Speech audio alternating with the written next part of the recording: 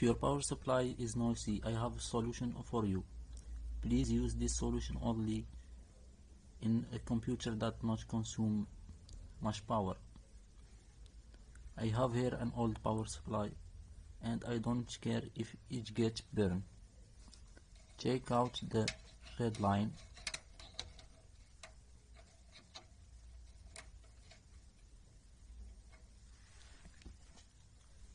and catch it. Cover it with a tape or something.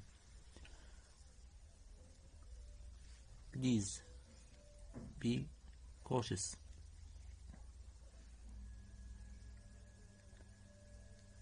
I don't need this power supply and I don't care if it gets burned because it's cheap. And also I have a cold room. In the summer I may get back this line.